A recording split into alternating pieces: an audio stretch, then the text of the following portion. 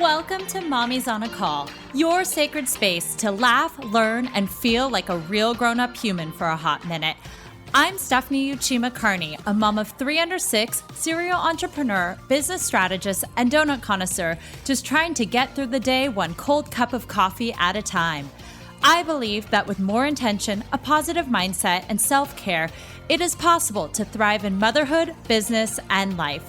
My mission is to uncover the daily rituals, life lessons, real-life tactics, and favorite tools to inspire and empower you, mommy, to get the most out of life every single unpredictable day. So grab your headphones, tell your kids you're on the potty, and tune in weekly for some laughs, knowledge bombs, and plenty of real talk with real moms, and maybe a dad or two. Welcome to the Mommy Pod. Welcome back to Mommy's on a Call. Today, I'm excited to bring to you a mental health trailblazer, Dr. Roseann Capanna-Hodge. Dr. Roseann is the founder of the Global Institute of Children's Mental Health, author of the Teletherapy Toolkit, and It's Going to Be Okay, and the go-to media expert who is changing the way we view and treat children's mental health. Her proven holistic therapies and techniques have helped thousands reverse the most challenging conditions from ADHD, anxiety, mood, Lyme, and PANS and PANDAS. And today, as we come out of the pandemic, I think her work is so important to parents as we try and navigate the effects of the pandemic on the mental health of our children. She's a mom of 2 boys, a 16-year-old and 10-year-old. And welcome, Roseann. I'm so excited for this conversation. So we're both moms. Moms are listening, and this is like a weird time in the world, and the world is opening up, and there's just so many things we can do to get back on track for ourselves and our kids. I know our mental health is at stake, but also our kids. But before we get started, I wanted to ask, what is your biggest mom win of the week? My biggest mom win of the week. I celebrate a lot of wins. And let's think of, I'm going to give you my mom win for the day. So my youngest, Giancarlo, is an easy kid. Okay. My other kid is not. You know how they come out that way. And so he uncharacteristically woke up a little cranky, and I know him. He likes structure and routine, and he didn't have enough downtime before his tutor got there. And he's dyslexic. And in the summertime, we do tutoring 4 times a week. So he's like, I always say the Bruce Banner comes out and he's like, why do I got to tutor 4 times a week? So today I could see the Hulk happening. So instead of, what I did is I just brought on the humor, and I just brought him in. He started tutoring. I was like, hey, you can just leave your PJs on, And I know the thing with him is that I just have to put food in his mouth. He's like a hangry kind of kid. So my win for the day was I got him in 20 minutes from almost hulking it back to Bruce Banner. And he went with the tutor, and it was great. And I was able to get ready without being interrupted. How about that? That's a good mom win for sure. And where was your other kid? What was he doing? He's sleeping. He's 16. I mean, he might still be sleeping now at 2:30. You know what I'm saying? That's funny. And to give the audience a little bit of context, tell me about your family structure and also kind of your work-life structure. Yeah. So I am married to Chris. He is my college sweetheart, and we've been married 26 years.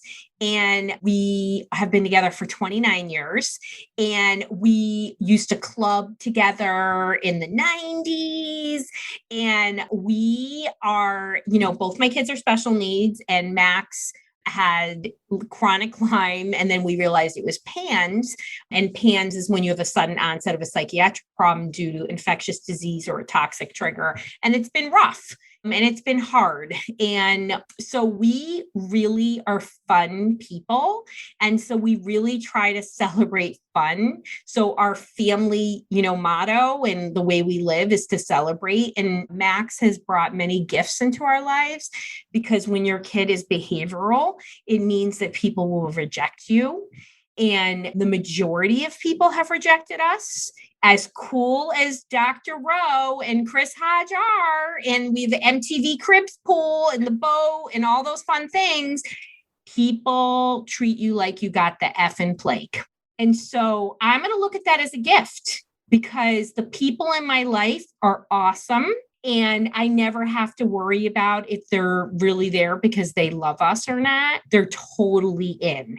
So our daily life is because of Max and our challenges, we really had to decide. There were a lot of medical appointments for years and years and years. And Max is doing great, but we had to structure our lives in a certain way. I had to work less. We'll talk about it when they were younger. And my husband turned down at least 15 job promotions so that we could make sure that we were there for Max and that actually I could grow my business because my husband is a very smart man.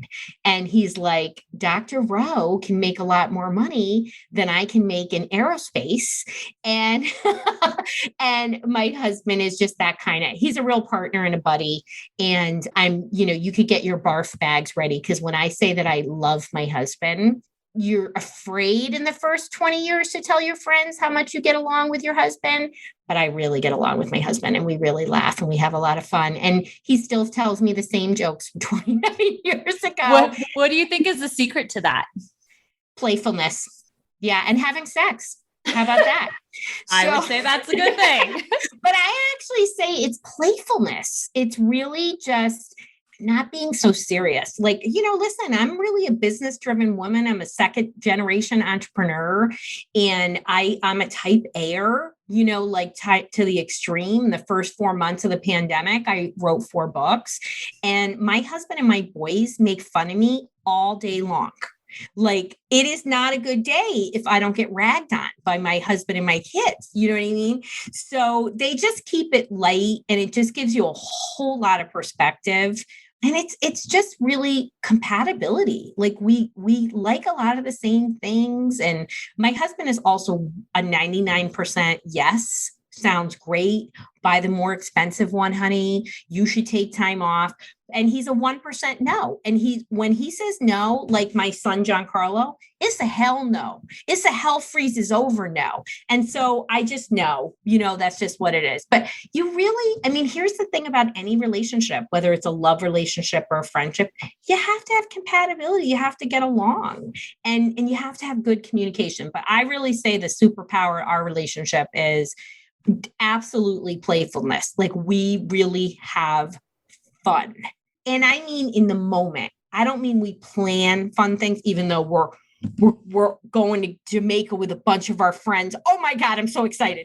Our favorite all-inclusive resort, which has great food and we're gluten-free.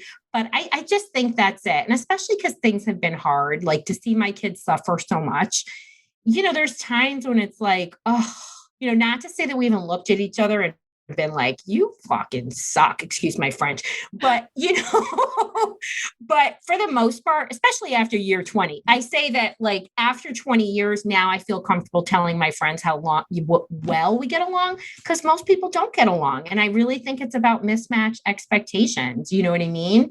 So like we recently decided I'm going to remodel a bathroom, and my husband is one of those can do anything guys. Like he can do anything. So I was like, hey, I'm going to save $20,000 and you're putting this damn bathroom in. And he was like, no, I'm not. And I was like, oh yeah, you are.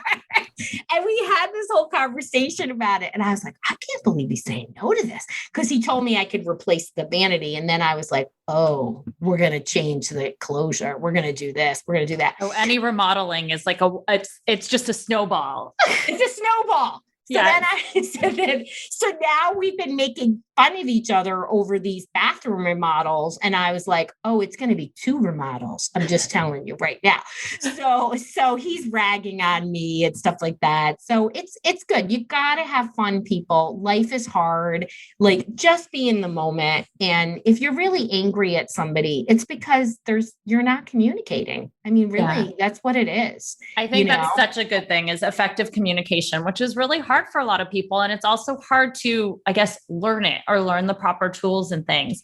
but I want to flash back 20 years. And, when you actually not 20 years, maybe 16 years when you first had your son, how did your relationship change? And once you found out he had some behavioral issues, that fun life and what you were saying about people suddenly avoid you like the plague and stuff, that's hard on the parents. So and I'm sure there's parents out there who might be in that position and don't know how to navigate that. Any tips for that? Yeah. I mean, so first of all, when we had Max 16 years ago, we put him in that damn seat, and the three of us, Grammy Hodge too, we call her Action Grammy, just can't leave my mother-in-law out of this. 74 years old, rides her bike 50 miles, Black Diamond skis, boogie boards on Tuesday, and we go to Disney World. She asks where the gym is later that night. I mean, she's out of control. We love her. We take her out every vacation because then I could sit with her boyfriend and he and I sit and put suntan lotion on and talk. And then the Hodges all go crazy running around. It's good. And so we would sit and look at Max, and we just were so ridiculously, we were one of those couples when we had the baby, we were just like in the endorphin love phase, you know what I mean? And my husband's like, let's have 4 kids. And I was like, no, so that was that. And then, we quickly realized Max was intense. He was really, really, it was very clear he's intellectually gifted from an early age. And I don't say that lightly, and I'm not trying to brag. It was a pain in the butt.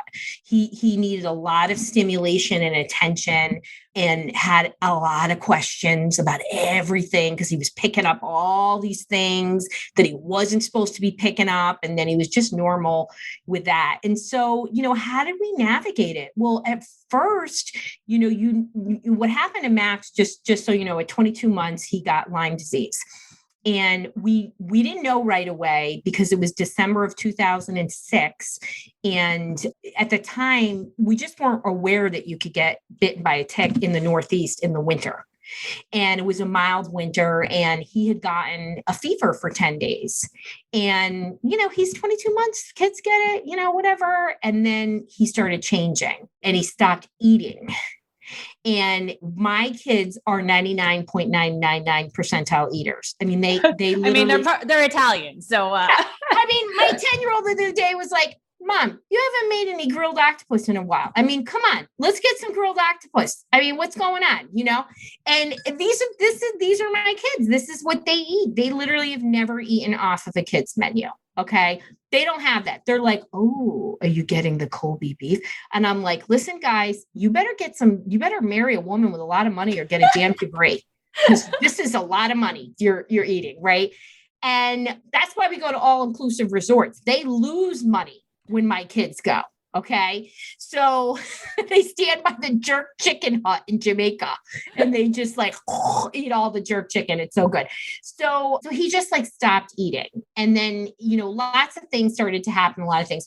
And so when something's going on with your kid, I mean, it's a strain. You were scared. You were asking for help. Now, I already had been involved with Lyme disease for 10 years, and I was working, only had been holistic. So I was working with a naturopath, and we were lucky enough that he actually got bitten by a second tick within about 6 months. So we knew he was bitten by that, and then he really deteriorated. So then it became clear that's what he had.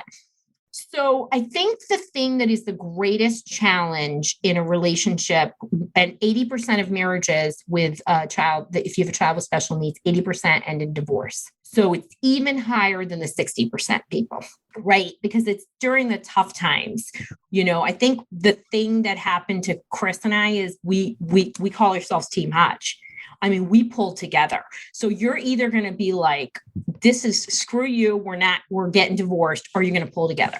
And so we really became a team because we felt like we had to shield ourselves from people that had opinions. And, we became even more, we had to do gluten-free, and we had to do things like putting on antibiotics for 2 years and had to pay for it out of pocket because the doctor said that it needed to be non-generic. And, people like, what do you mean you're doing like, and, people would ask and they would be nice and they just didn't understand and stuff like that. And I think the greatest challenge was understanding that Max's behaviors were not purposeful. And I understood that. And I think when you have an impulsive kid and you're doing that, and I remember being like, why isn't Chris understanding me? Why isn't he understanding me?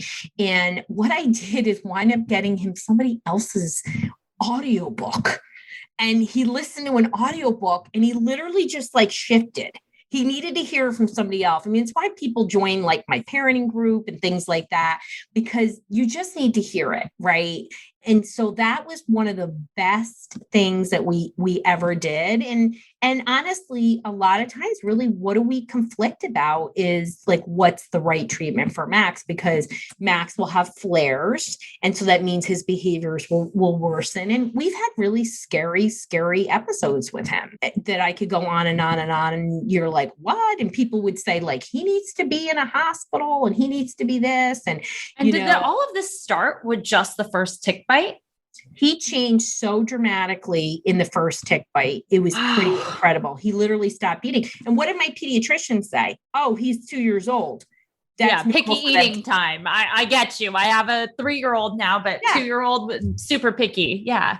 But he didn't ever do that. And so trust your mom intuition and your mom got on what. Yeah. It's one of the greatest. I'm going to tell you, somebody asked me yesterday, like, what's the greatest difficulty my clients have? Trusting themselves, and frankly, trusting me as a provider that these solutions that I use work. Hello, I only do things that are science-backed. I don't do anything that's not science-backed. So I think, that's really hard. And I think, when you have a special needs kid, you really got to have tight communication with your spouse, your spouse. And you're doing things. What did we do? I worked certain nights. I worked Saturday and Sunday all day, right? Because, when you're a therapist and you're doing that, you could work all day Saturday and Sunday and make the same income that people work 40 hours during the week. So we were split shifting it, and we were very lucky. We had supportive grandparents, right? We had a lot of one-time play dates with Max where you would get together and Max, he's the kid that was the pusher and throw the sand or whatever. I wasn't letting him be on his own. I was with him and supporting him and loving him. And, people are really, we were shunned by the women at the bus stop in my shishi poo poo neighborhood. They would literally talk about getting together in front of me and not invite us. How do you protect yourself as a mom? Like, our job here is we always feel like we need to protect our children and like, we don't want them to feel like that. But you as a mom, that's hard. And so hard. I guess, do you have any things like tips that you use to like cope?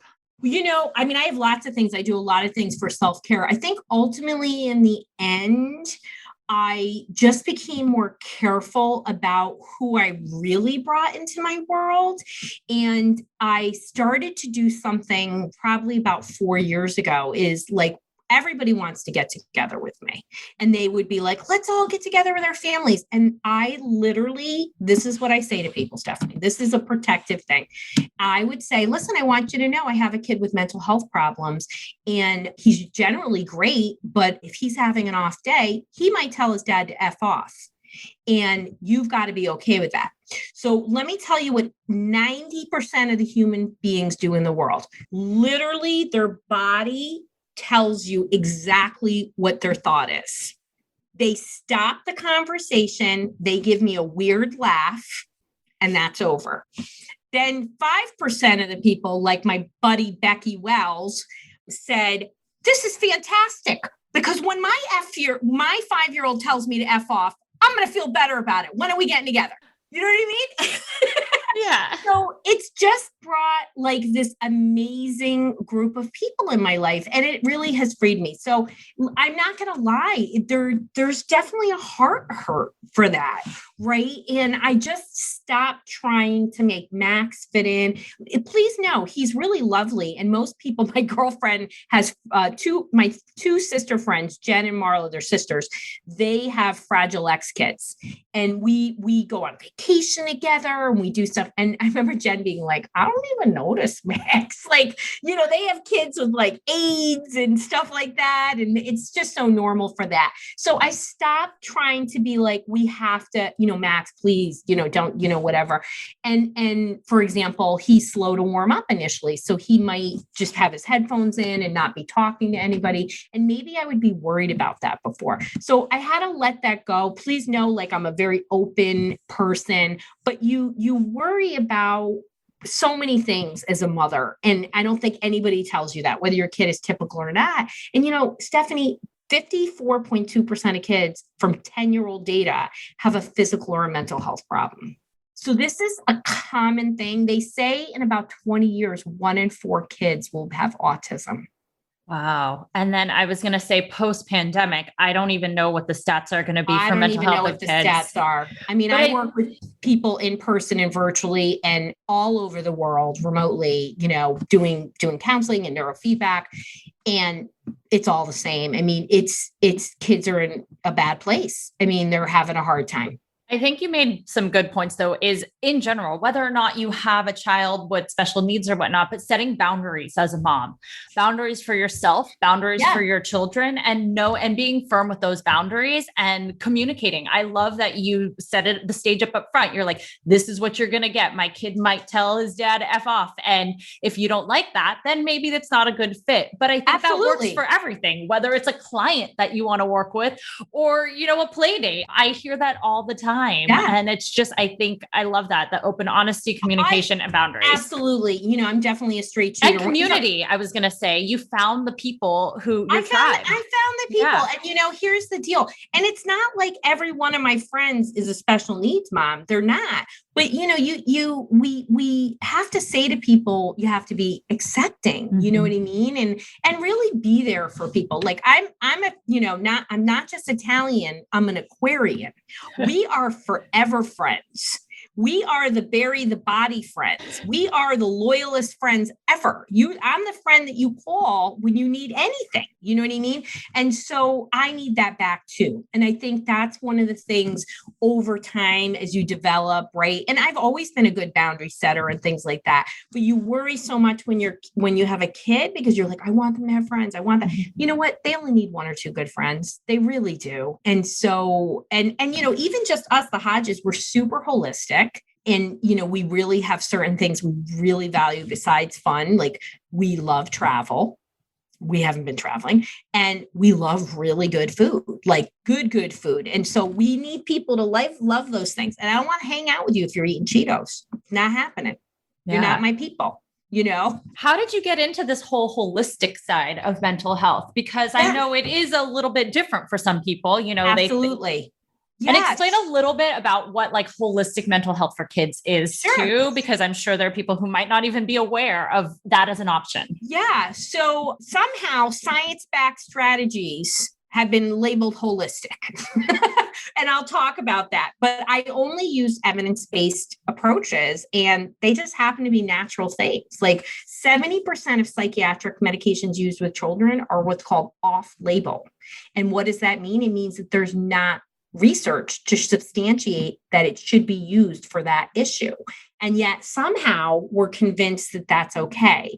And there's a lot of reasons why. It's because doctors don't have appropriate training in mental health and recommending the right thing. Because if we recommended these things to parents, because when physicians I work with recommend them, the parents are like, oh, I never heard of neurofeedback.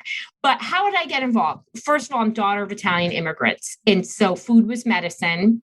I already was a holistic oriented human being.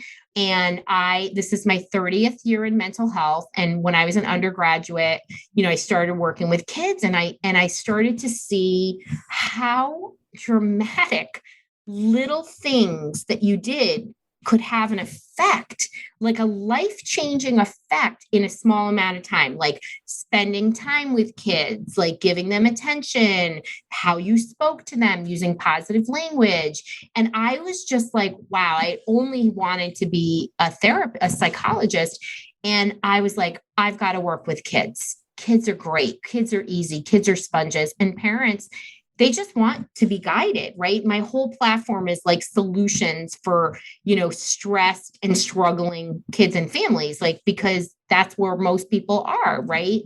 And then as I was in the field and I was, licensed and I was a therapist, if I couldn't make somebody better with the type of therapy, play therapy, very, very specific types of therapy, what did you do? You would recommend medication because that was your traditional training. And even though I already was recommending nutrition and supplements already 20 something years ago, right? And then the kids I would work with, every single one of them had a bad reaction. I never, ever had a kid in those early days that had success, and they would have cardiac problems, psychosis, like bad stuff. And I was like, why isn't anybody talking about this? So off I went to the microfiche in the library, Stephanie, and is that long ago? And I was like, what's this neurofeedback? What is this? Here's a specific type of supplement. Oh, we're not talking about that. And really, that's just it. And I started using these things. I went to the research, and lo and behold, my families just started getting better, and people started to come to me from all over. Like, you'd have people flying in and I'd be like, where did you hear from me, bud? Like, I wasn't on social. I wasn't on anything. Like, and that was because people were desperate, and when people are desperate, they start Googling and they start finding the same things that I found, like, oh, look, what is this neurofeedback? What is ERP for OCD? So what is neurofeedback? Yeah. Okay. So neurofeedback, I'm going to geek out on you because I love it. So there are ways that we can regulate our nervous system. And I believe that every clinical condition is a form of central nervous system dysregulation, right? So you're inattentive, you don't have enough gas in your brain to power it up. Your system is understimulated. You're anxious, there's overactivity, right? So it's about balancing out the nervous system. And I use tools beyond neurofeedback. I use PMF, I use biofeedback, but what is it? So through the use of technology, you can regulate your brain. It is nothing comes through the wires, totally safe, 50 years old, tens of thousands of research studies, 3,000 plus peer-reviewed studies, right? So a higher level. And really simply, hooked to a computer, your brain is going to get reinforced every single time it produces the exact combination, for example, with ADHD, exact combination that makes you focused. Your subconscious in 2 to 3 seconds will automatically produce a focused combination of brainwaves, and the computer will reinforce it. Most sessions are about 30 minutes. People are doing this 2 or 3 times a week, 40 or so sessions, sometimes less, sometimes more, never less than 20 sessions. And you're essentially teaching your brain, like building a muscle. You're literally rewiring the brain. Literally, we're rewiring. Changes are lasting. We have research as far as 10 years out that shows that it's not only lasting, the brain continues to improve. Wow. So I help people actually reverse clinical issues and symptoms every day. And this is mainly in kids. You only pretty much work with kids. I work with all ages. I'm not going to lie. I love working with young adults and down. Why? They are open to change. They don't say to me, I don't know, is this going to work? No, they say, okay, Dr. Rowe, you say it's going to work? I'm ready. Let's go. I can't wait. Where, my anxious moms are like, oh my gosh, what's going on? And it's like, and I get it. I've been there. I don't mean to make light of something that's serious, but when you decide to do something, please be all in. You know what I mean? I couldn't provide more research. I couldn't have more street cred. You know what I mean? Like, just, it's amazing. It's like an amazing, amazing thing. But I do take a multi-pronged approach. My book, It's Going to Be Okay. I really, really walk you through how these natural solutions work and give you step by step. And I talk about the 8 pillars of reducing and reversing mental health. So there's so much parents can do, and they often don't know until your kid is really struggling. So I was going to ask, on that note, coming out of the pandemic, we're going to see a lot of mental health issues. How can, besides your own mother's intuition, like, tell your child is struggling? Like, are there any signs or things or trends that you're seeing already that maybe parents, we can be aware of? And then if so, are there any like initial tips or techniques we can use before seeking professional help? Yes, and yes, and yes. So before the pandemic, I was already worried. January of 2020, I created the Global Institute of Children's Mental Health. We know there's going to be some long-term effects. I have a great blog on my website, Long-Term Effects of the Pandemic on Mental Health. I'll put that in the show notes. Yeah, I'll put the link. Okay, I'll share with you. Yeah. So there's lots of things that are pointing to that direction. So kids show us their difficulties, Stephanie. It's going to show up in what's called somatic. It doesn't matter if your kid is 27 or your kid is 2. So what is somatic? It's going to show up physically. They're going to have sleep problems. They're going to have gastrointestinal is one of the top ones. Okay. Sleep and gastrointestinal. They might have headaches. They might be clingy. You're going to look for changes in behaviors. I mean, the scary part about mental health is that we are missing the signs. So research says from the first signs of a mental health problem, on average, it takes 11 years for a person to get help. Wow. Wow. And how can we differentiate these from so you were saying, for example, a 2-year-old with picky eating versus not eating. My kid has stomach aches, but how do I know that's not because he ate dairy versus, oh my goodness, is he having somatic stress? And is he gonna, it's hard as a mom to understand because you're trying to figure out all the things. Do we, what do we do? So you're going to put your detective hat on. Okay. And so you're like, okay, he had dairy. He's got a stomach ache. Okay. He hasn't had dairy in a month. And I notice every night, Sunday to Thursday, he's got a stomach ache. Well, he might have stress related to school. Yeah. So you want to really kind of look at the picture and see, he's not getting along with his siblings and he always did. Okay. So then that becomes my next question. What do you do? Well, first of all, I lay it all out in my book. It's going to be okay. But you first have to put your oxygen mask on. Okay. So our kids are paying attention to what you do, not what you say. So if you are showing stress, and I always say this, I don't mean to make you feel bad. This is literally, I want this to be an aha moment. I want this to be a kick in your tuchus for you to take care of yourself. Okay. So if you're highly stressed, your kid not only is co-regulating off of that, right? So how they regulate has a lot to do with how we're regulating. And that's part of why we had to kick up our fun in our house, because we had a kid that was always going to be a no before he was going to be yes. And he was crabby, and his brother's always a yes. So you have to balance these things out, right? Plus, it's hard to be mad when you're laughing. You know what I'm saying? So you have to do what works for best. But I promise you, if you bring more playfulness into your life, you'll feel better. But you have to put that oxygen mask on. Are you doing breath work? And are you doing yoga? What are you doing at least 10 minutes a day? And can you bring your child or children into that? These are practices that I've really indoctrinated my kids to. I started my kids doing these things when they were 1 year old. And if your kid's 17, you can still do it at 17. And so you have to get them to understand and connect to their body and value that. You want to teach them to intentfully regulate their nervous system, get it down to this relaxed, what's called parasympathetic state. And then they can think clearly, they can make decisions. They might even be able to articulate some of the challenges. And then you want to have conversations about stress, how you're managing it. I talk to my kids all the time, that wasn't somebody cut me off the other day, and I used every form of the F word. And my little one really hates my swearing. Okay. And it's, I swear when I hire anybody, I'm like, listen, I swear you shouldn't work here if you don't like swearing. And hello, it's legal in the state of Connecticut. And I've already checked with my employment attorney. And I've had people be like, I can't work here. And I'm like, well, F off. You know what I mean? Just kidding. I'm like, well, good. I'm glad it's not going to work. So I was like, that was pretty dumb of me to use every word. And he was like, we had a conversation. He was like, and I used it as a learning opportunity. Now, if I'm doing that every day, that's a problem.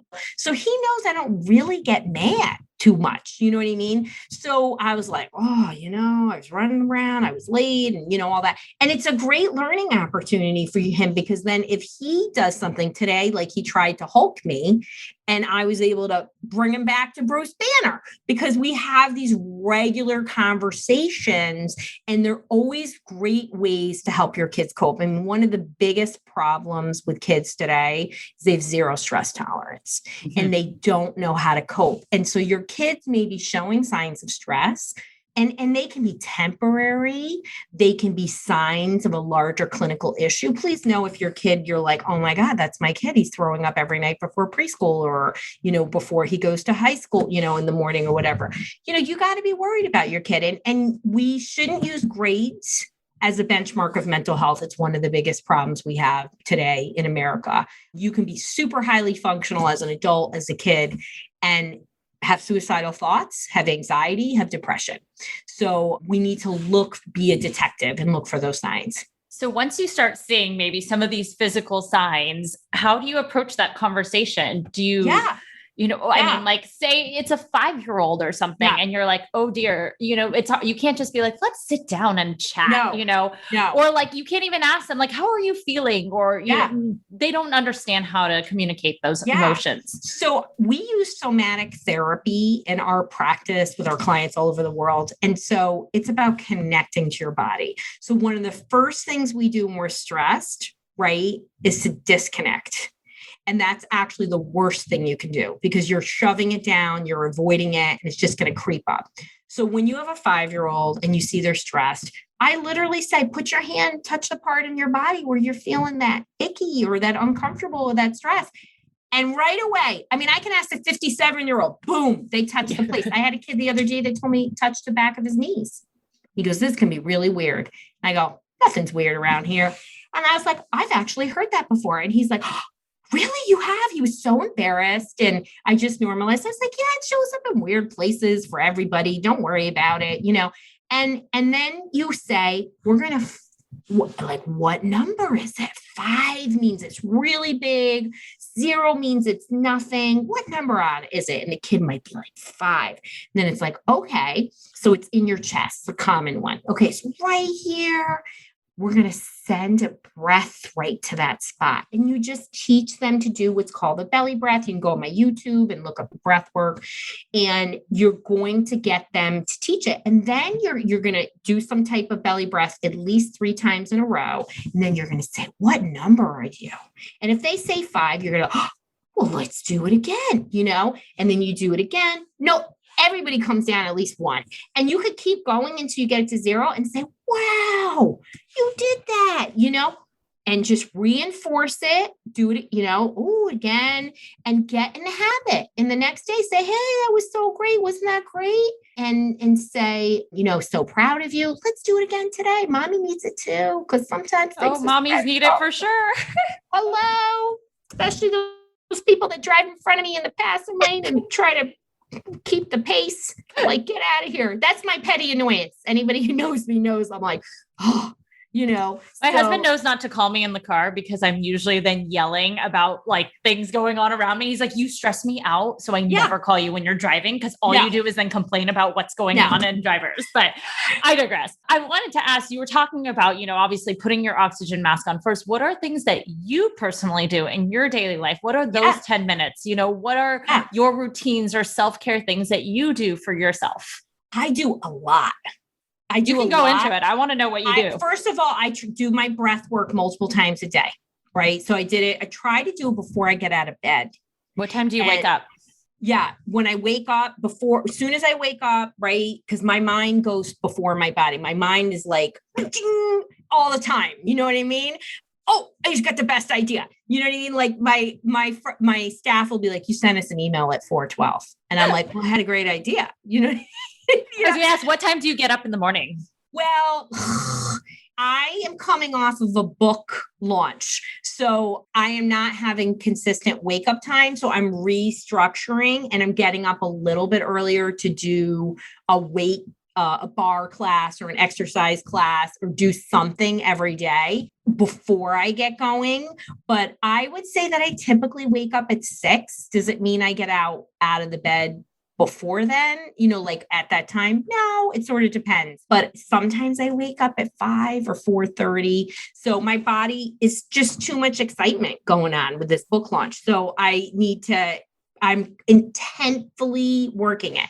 So breath work, regular exercise, saying no to anything that I don't love.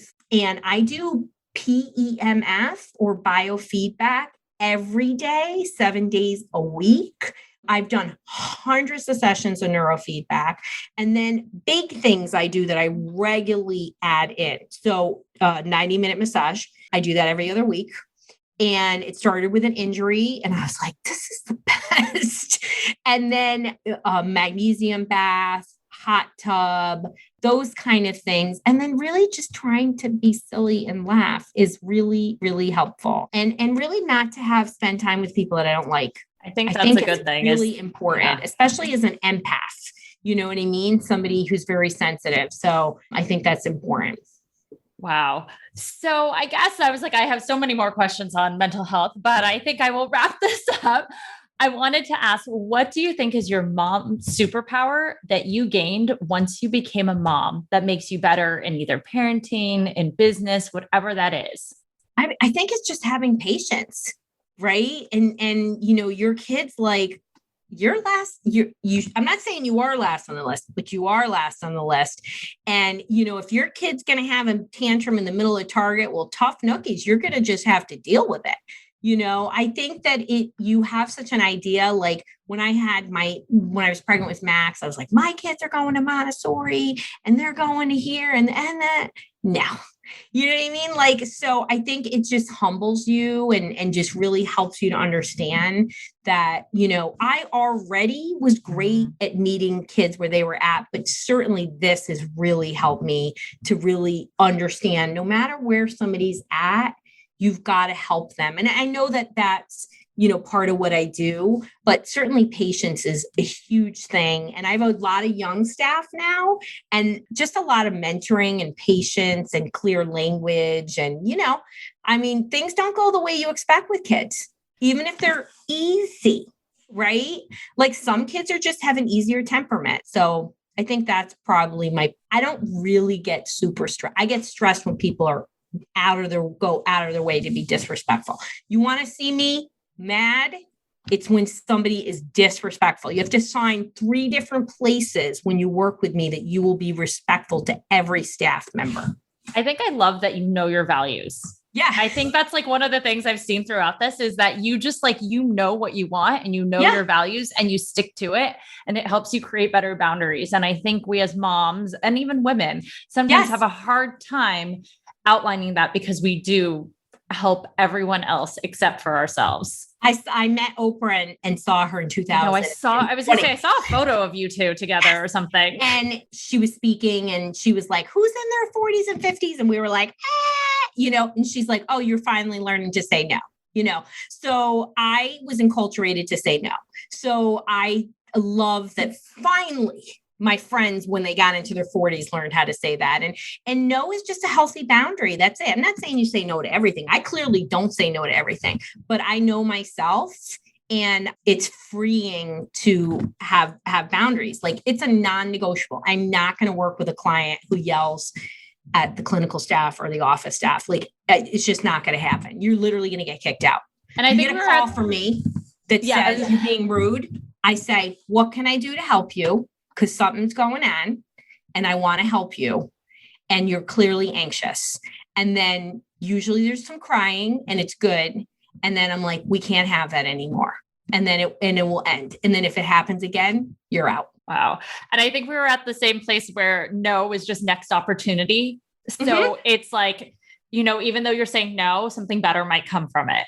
And I think that's hard for us to say no, because we think we're like, closing off the doors or whatnot. So I love that. And I was like, great advice for the moms who are, kind of in the younger stages in terms of like raising young kids is I love that you're like, yep, women in my like 40s, 50s, like saying no now, because I think when you're in your 20s and your 30s, you're trying to do it all and say yes to everything because you know, you have the FOMO, you have whatever that is. And so I think that's also just great advice for, you know, younger moms, entrepreneurs, whatever that might be.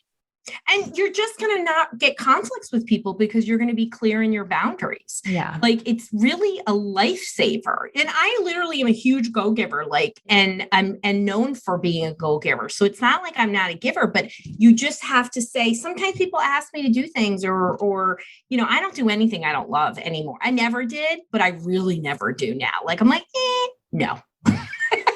And I think it's so important as a young mom, you know, kids, when you have a young kid, oh my gosh, they take every bit of attention from you. Energy, everything. And, you know, we never vacation without our kids. We don't leave our kids. We don't do any of that kind of stuff. I'm not criticizing if you go on vacation. I'm blessing you. It's just not in our cards. And I think that when you just have those kind of demands on you, it's hard, especially in this pandemic. Like one of the moms who works here was like, Roseann, we couldn't even go to like the museums. I'm like, oh my God, Katya, I didn't even think about that. Like I was always at a museum. I was the mom who was like, we're getting this membership and we're going here and we're doing this. And I loved every minute of it, you know? So you got to have boundaries for yourself and trust me. Every young woman that I mentor and work with, I teach them this. And I'm like, I'm going to teach you how to have a boundary. You're going to be so much better off for it. And you're going to be happier. Love that. So where can we find you online? You can find me or physically. Yeah. Dr. Roseann everywhere. DrRoseann. And that's .com. That's TikTok. That's YouTube. That's Instagram. Dr. Roseann. I love that. Well, thank you so much for joining today. I appreciate you taking your time out of your busy schedule. Well, thank you for this conversation. I talked about things that I don't always talk about. And I just want, you know, wherever you are in your parenting journey is where you need to be. And if you're struggling, you know, it's going to be okay. You just need to take one action and do it. And you'll, you know, it's all going to start with you and you've got to take care of yourself. I love that. Thank you so much. Thank you so much for listening to this episode of Mommy's on a Call. Your support means the absolute world to me. You can find the show notes for this episode and other goodies over at mommysonacall.com. And if you enjoyed this episode or have gotten value from the podcast, I would be so grateful if you could head on over to Apple Podcasts and leave a rating and review so that we can reach and empower more moms all over the world together. Thank you so much again, Mommy Pod, and I will see you here next time.